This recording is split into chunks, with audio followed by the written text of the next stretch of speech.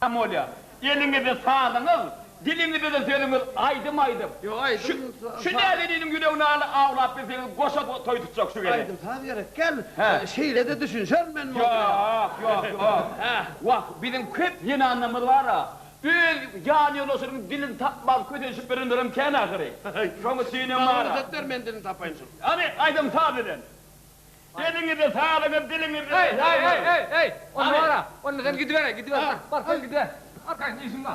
Bunun işi var abi. Yok ya vada oğlanlara oyun edip şunlara var ha. Oğlanlara kıydesine metrek giydirip getire ya. Aman. Hey, şunu da hakkı geysin. Ay yok olmasa al gidecek lan. Ay dur! Yok. İsteler gidiyorsun bunlar. Hadi başlama. Bir dakika. Kaç. Golya, vurmadan golya. Kolu vaslar. Oyna dur o. Hiç istemem. Aman yankı. Ben sana kalktım malayı. Ağla. Yastıkta çok. Anla, siz kaydı vermiyorsunuz maydım. Dur. Hayırdır laydalı. Oo! Dilimizde, bir yeni adam şey. Bir kıyılı şey. Bak Allah'ım sağlığınızda bir peyda. Düzdün mü? Düzdün.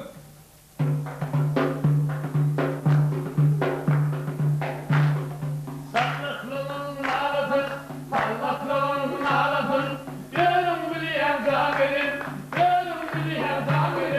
yanımda yarım olmazsa yeke yatmak kıyım verin, zahirin, yanımda yarım olmazsa yeke yatmak kıyım verin, zahirin,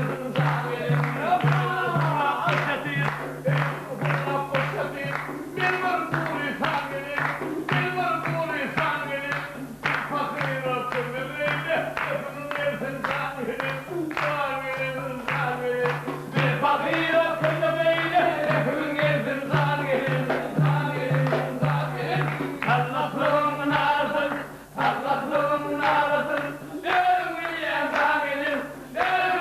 zahirin, yanımda yarım olmasa yeke yatmak kıymelim, zahirin, yanımda yarım olmasa yeke yatmak kıymelim, zahirin.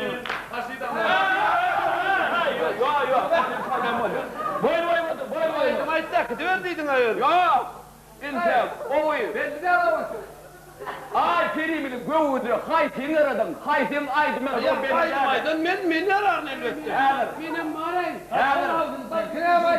Havlanırsın tertip Hadi gidin bir şey var. Çok golya. Ay terine, ay ya yigitler. Göğün teyirme. Dedim. Şun kuvunna. Ak gürekten varmanı. Ak lisanlıkların adından haş ediyor. Kuvun koşa bayram, koşa toy.